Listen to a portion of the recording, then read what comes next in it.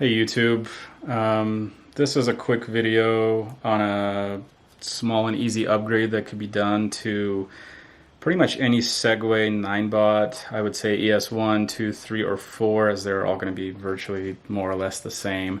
And the upgrade is essentially getting rid of these gray, kind of ugly and really not very comfortable grips, and replacing them with something that's a little bit better, and it's essentially basically going to be your standard mountain bike or bicycle type of grip, such as this one here. So I've already done that on this one side, as you can see, and it looks substantially better, I think, than this really basic and cheap foam one that they come with.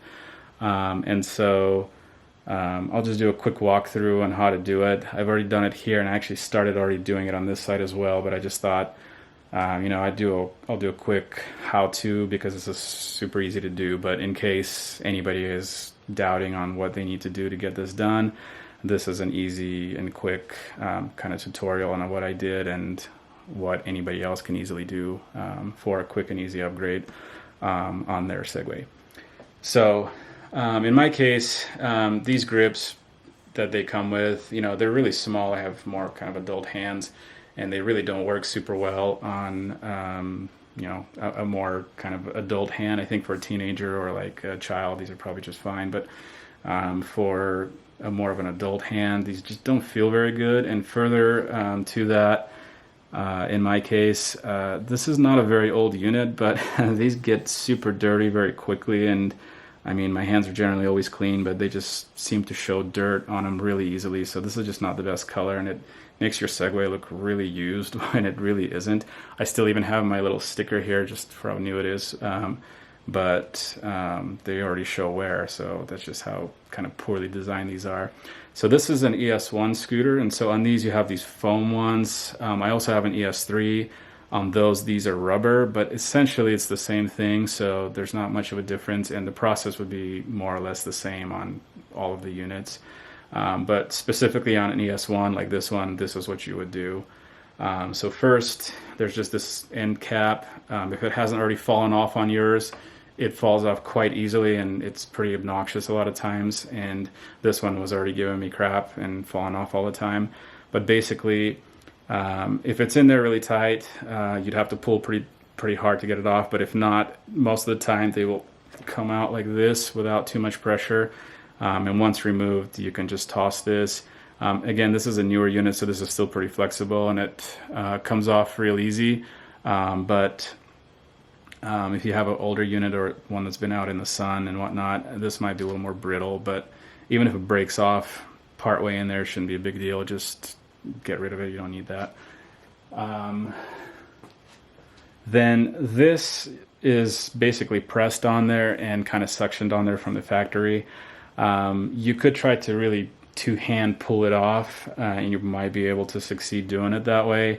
But I think the easiest way to do this, especially if you're committed to doing this, is to just slice through this and then toss it. In my case, I already started doing that, so I'm just going to rotate this to show you that. But basically, this is the slit that I've already made. You will really just need a basic razor blade to do this, a box cutter or an X-Acto knife, just anything to slice through it. And when it's looking like this, wherever you choose to do it, just start slicing through, and you'll probably have to do several passes. Or press really hard to do it, but it took me probably about 5 or 6 passes to do it. But once I did, this was all cinched together, but once I did, it actually immediately split apart like this, and now it looks like so. Once you've done that, it basically just slides right off, and there's the exposed metal bar. For anyone wondering, this bar, it's actually identical in size and diameter to pretty much a standard mountain bike or bicycle of any type, really. It's about 22 millimeters. I've actually measured this, and I'll just show you that to confirm it in case anyone was wondering. So kind of in the center section here, I'm getting, if you can see that, so like, get a good zoom on it.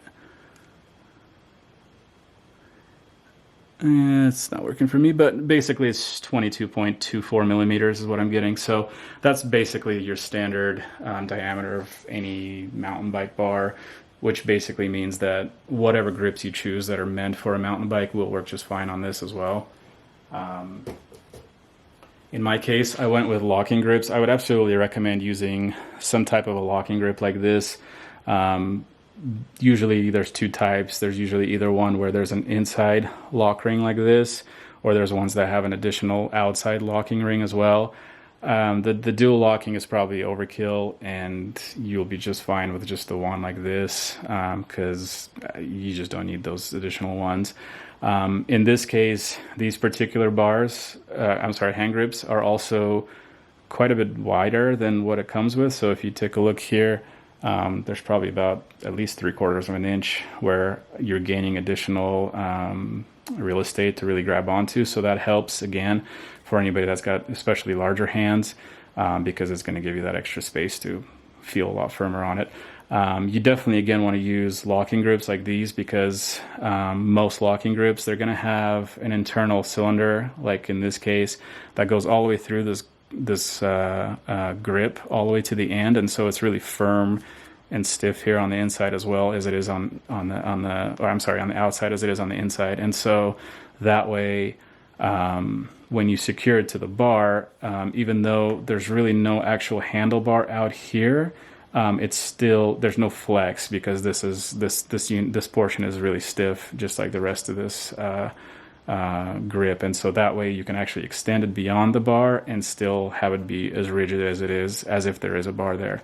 But anyway, so this will these basically just slide onto the bar once you've removed the old ones. So you don't want to make sure this screw is loose. You'll put them on like this.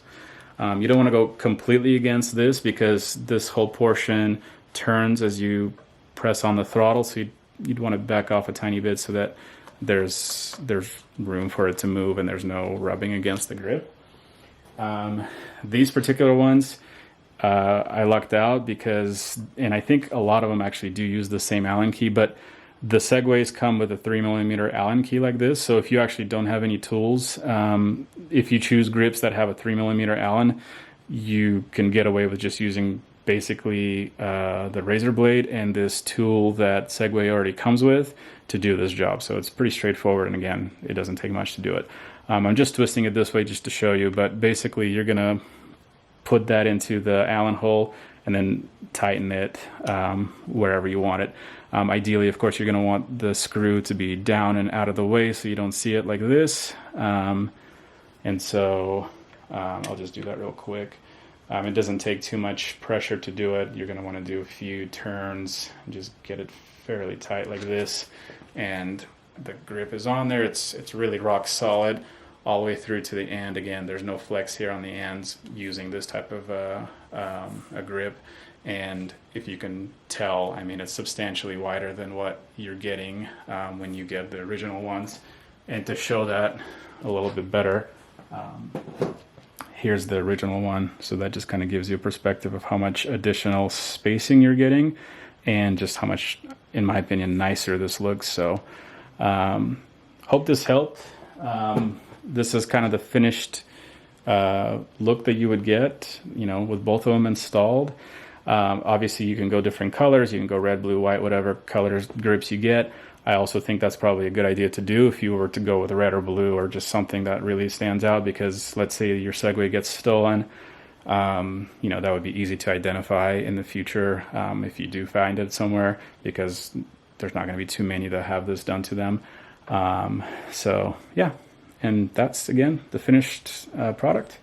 Hope this helps somebody. If you have any questions, feel free to leave comments. I'll be happy to, you know, answer any questions you have, or you know, if you have any feedback for me, please leave it. Thanks for watching.